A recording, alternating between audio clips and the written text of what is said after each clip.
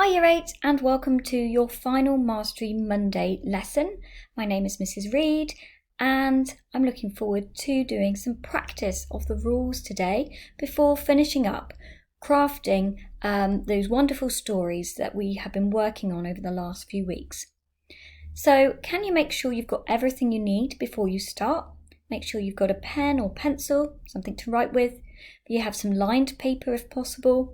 And you might also wish to have a coloured pen for self-marking too.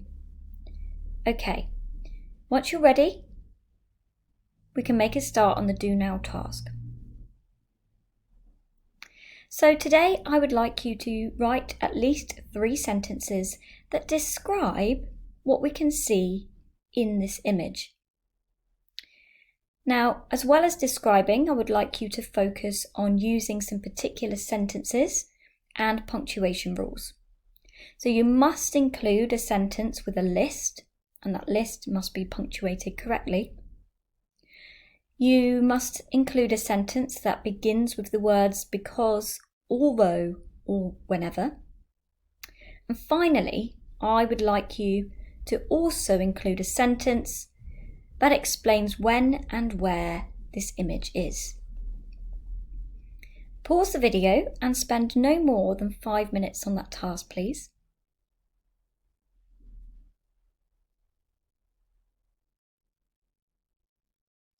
Okay, so hopefully you have now crafted at least 3 sentences of this beautiful looking place.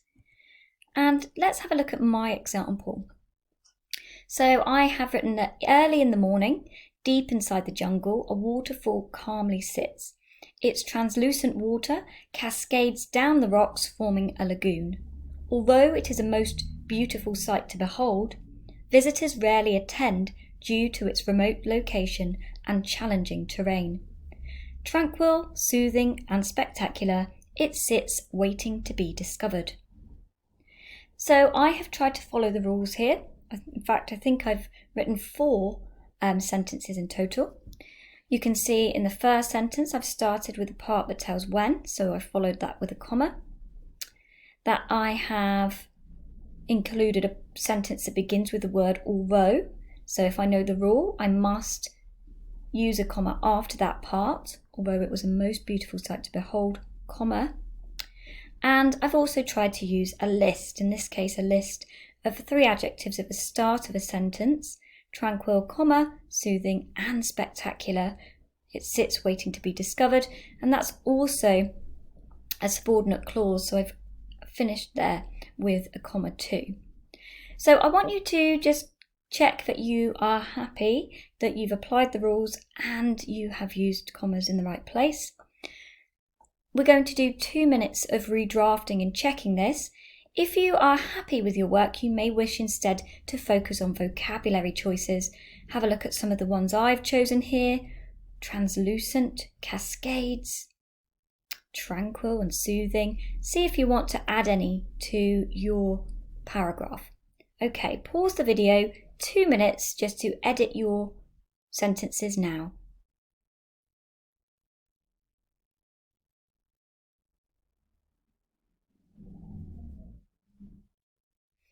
Okay, so now we're going to go into recapping some of the rules we've learned throughout the year during our Mastery Monday sessions. So we're going to work in 3 ways. Firstly, I'm going to be asking you to fix up some errors for me, showing what you know. I'm going to ask you to explain those rules to somebody else. And finally, I'm going to then ask you to finish off your stories, making sure that you're applying those rules to your writing and you're focusing today on that technical accuracy. Brilliant. Let's go. So the first rule we're going to look at today is using commas. So let's put you to the test first. What can you remember about these rules? There are 4 sentences here, and I would like you to write them out in full and also to check whether or not they need a comma. If they do, please add one in, and if they don't, you can just copy the sentence as it is. So pause the video, copy and correct the 4 sentences. Off you go.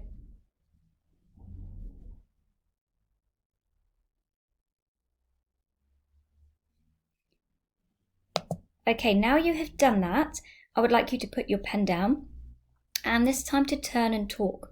You're going to explain to someone else. What is the comma rule that you have been applying here? You can use these stems to help you. You use a comma when, and you don't use a comma if. Pause the video and explain to somebody now.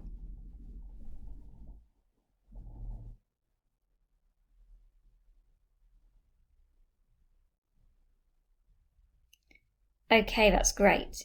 So hopefully you recapped the rules that if you begin your sentence with a part that tells when or where, then you must use a comma after that part. But if the part that tells when or where is at the end of the sentence, then you don't use a comma. So let's get our pens ready and we're going to mark our answers. So number 1, after the sun had gone down, comma, the children headed back home. 2, in the afternoon, comma, Jamie had a nap. 3, he watched television in the living room. No comma needed in that sentence because the part that tells where is at the end. As Jane walked to the shop, comma, it began to rain. Okay, great.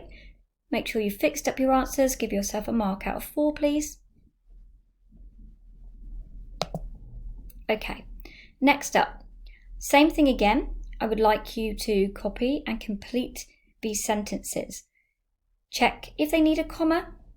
If you think they do, where must it go? And if they don't need a comma, just write the sentence and leave it as it is. Okay, pause the video and write those sentences and fix them up, please.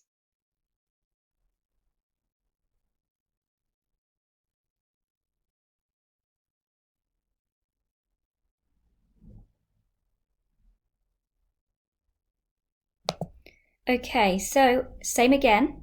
Explain to somebody next to you what the comma rule here is that you had to apply.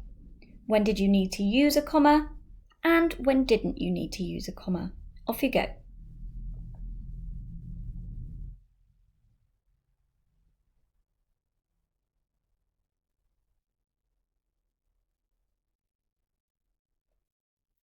Okay, let's recap the rule. Get your pens ready because we'll be marking our answers too. So hopefully you noted that these sentences began with words such as if, although, or because. So if our sentences start with those words, then we must place a comma after that part. However, if the part that has the sentence has if, although, or because at the end of the sentence, then we don't need a comma. So let's check the answers here. Number 1, because the dog felt threatened, comma, it began to growl. And you can see that the order of the sentence is important here. I could put my main clause at the beginning. It began to, the dog began to growl because it felt threatened. Okay, if we put the sentence that way round, we wouldn't need a comma. Gerald waited patiently because he did not want to seem rude. We don't need a comma here. Okay, we've got the main clause at the beginning. Gerald, our subject, waited, our verb, and how he waited patiently. And we've got the part that tells us because at the end of the sentence. Okay, no comma needed. Number 3, although it was not dark yet, comma, the moon shone in the sky. And number 4, if they want to go out, comma, they must tidy their room. Check your answers here, please. Correct them if you need to. Give yourself a mark out of 4.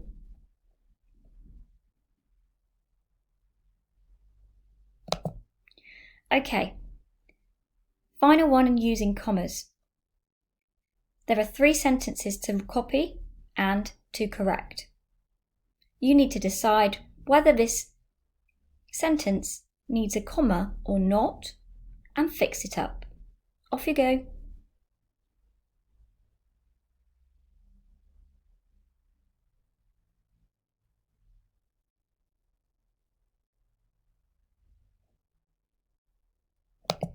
Using the same as before then, turn and talk. Explain the comma rule here. You don't use a comma if. What do we call this? And how can it be corrected?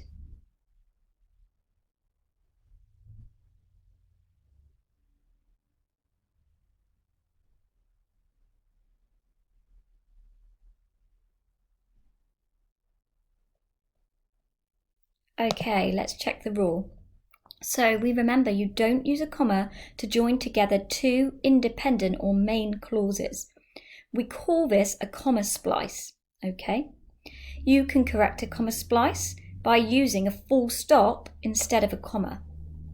And I know my class will know that sometimes you can use the word because. Okay, so there may be different ways to fix it up, but the most simple way to correct a comma splice is to separate your two independent clauses, okay, with a full stop. And if you do that, you must make sure that the next sentence begins with a capital letter. So pens at the ready, let's read them through and you can fix up in your own work as we go. Ria ran home as quickly as possible, full stop, capital S. She knew her mum had some exciting news. You could see that sentence could also work with the word because. Ria ran home as quickly as possible because she knew her mum had some exciting news. Okay, number 2.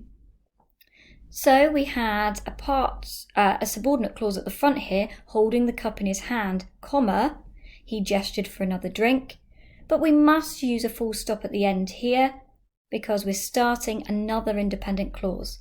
Capital H for he was feeling very thirsty, full stop. Number 3, we start with a part that tells when, all afternoon, so we need to end with a comma. Joseph had been waiting for Sam to get home. That's a main clause, so we put a full stop after it with a capital H for he had missed her greatly, full stop. Okay, just check your answers, fix up any bits that you need to, give yourself a mark out of 3.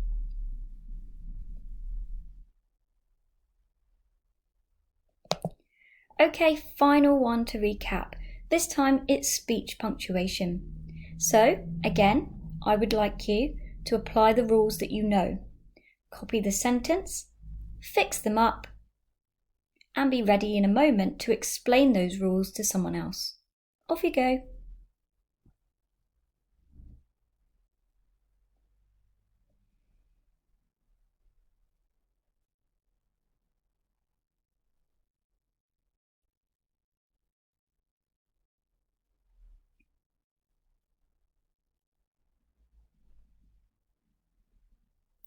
Okay, so I would like you to turn and talk again, explain punctuation rules. So what do I need to put around the exact words that someone says? X said is always followed by which piece of punctuation? And what should you always remember to use? Off you go.